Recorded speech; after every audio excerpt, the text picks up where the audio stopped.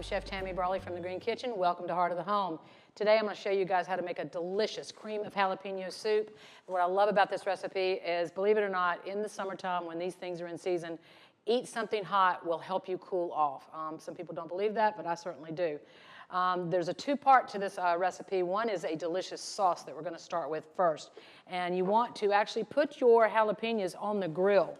Or on an open flame, which we don't have the open flame here, but you want to get them nice and blackened on the outside, and then you want to skin them and take the seeds out, which I've already done there, but I will show you this one. These actually sat overnight, and they're much easier when they cool off to actually skin. I've got a paring knife in front of me, and I'm just going to sit there and scrape all of that blackness off of there. Now, by doing it this way, and you can do this with any peppers. I do it with poblano peppers quite a bit. And then we're going to slide all that skin off. And you notice I'm wearing a glove. That's for safety purposes. Obviously, you wouldn't want to touch your eyes after you take the skin off. So we're going to pull those seeds right out. Now, these are roasted, so it's a little bit different texture, but I'm going to show you the fresh ones in a few moments. But there's a misnomer to a certain extent about peppers. They say that the heat comes from the seeds and that you want to take the seeds out. The heat actually comes from the vein that is holding those seeds. That is where your heat is. So we've got 3 jalapenos in there, and now we're going to just take our cilantro. We only want about 3 tablespoons. So we're going to put the cilantro in there, and then we're going to add 3 tablespoons of a hot pepper vinegar. So we're going to turn the food processor on. While that's starting, we're going to go ahead and drizzle in 4 tablespoons of olive oil. Don't forget to take the top out like I almost did. Drizzle it in slowly while the food processor is operating. A little trick here with the food processor, if you have one of these, if you put your finger underneath and hold that blade still rather than trying to dump it out, usually if you don't hold the blade still, the blade follows out behind you, obviously making a mess and can also be dangerous. But if you hold that steady with your finger, then you can pour it into the saucepan while you're holding that blade. It's not going to come out. And then we're going to pop it on a burner, and we're going to let that simmer for about 10 to 15 minutes while we start the rest of our soup. I have melted some butter in a saucepan here. Your burner, after the butter melts, you want to go ahead and turn that down a little bit. And now we are going to use some chopped onion as that's rewarming, and we're going to do some fresh jalapeno peppers. When you've got a whole pepper, one of the things, as I said a moment ago about the sauce, you want to make sure that you do get the seeds and the stems, and the veins out.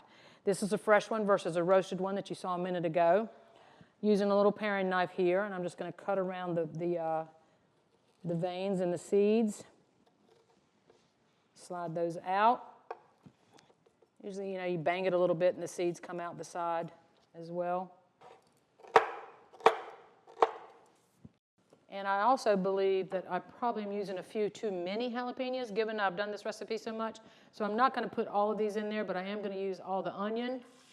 That was a diced white onion that I had. I'm going to go ahead and add probably most of these jalapenos, but I just don't think we need them all. And then the recipe also calls for 2 large carrots. Well, we're pureeing this recipe, so it doesn't really matter whether they're shredded or small. If it was a large carrot, then yes, I would dice it a little bit, but we got shredded. That's about 2 large, maybe a little bit more. All right, so now we're going to come back and saute these up a little bit. And recipes are guidelines, as I like to tell people. If you like it really, really spicy, you may want to add the rest of those peppers. Now I'm going to hit it with a little bit of flour. Flour is going to make it turn into a soup. It's going to thicken, just like a roux or a gravy. Coat your vegetables. Now I'm going to hit it with some chicken stock. I happen to have some homemade chicken stock here. I always save my carcasses and make chicken stock. Great thing to use your Instapots for, by the way. I'm going to go ahead and just start stirring it before I add all of the chicken stock. That will help the thickening process go along nicely. And then also, too, I'm going to continue to add, this is about 3 cups, might be a little bit more. If it's starting to stick to the bottom of the pan, which it might, I would recommend you pull a whisk out. I don't feel any stickiness on the bottom, so I don't think I even need to use the whisk at this point, but I am going to add some more stock. Now, it does call for about 3 cups, but also, too, I may not need all that. I'm kind of eyeballing it. knowing that I'm going to add the cream and I'm going to be pureeing it. And then what's great is if you hold on to a little bit of stock and it is too thick at the end, you can always come back and thin it out a little bit. All right, that needs to simmer for about 10 minutes, and then we'll finish our soup. We have let our soup simmer for about 10 to 15 minutes. You let the vegetables soften. We had them coated with a little bit of flour. And now we're going to use a hand stick blender to blend that up, puree it. We're going to move over here. So right into the pot we go with our stick blender.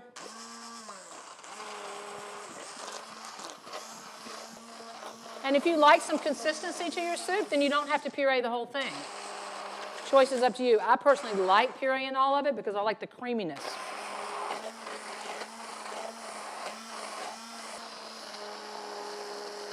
This is just about ready. You can see I'm leaning the pot a little, and that's just to make sure all those nice, thick, chunky vegetables get under that blade of the hand stick blender. All right. Now, that is pretty darn good. I do want to come back with some cream. Whatever cream you'd like to use. If you have a lactose problem, you could certainly use coconut milk if you'd like, or you could use an almond milk, any of those. And we're going to put the cream in there. Let's go ahead and puree that a little bit.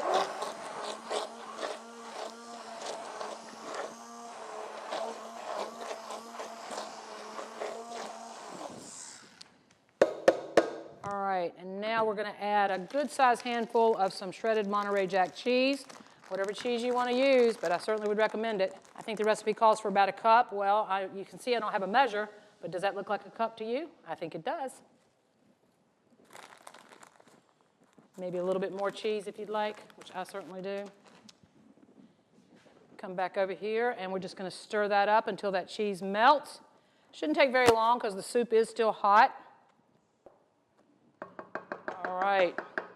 We're going to plate it now into a nice pretty bowl. If I thought this was too thick, I could certainly come back and add a little bit more chicken stock. This is actually perfect soup consistency. Oh, you can see that cheese. Look at that mess I made. Oh, what a shame. This is actually pretty spicy as it is, and I love it that way, but I'm also a big fan of spice. So I like this sauce that we made there at the beginning.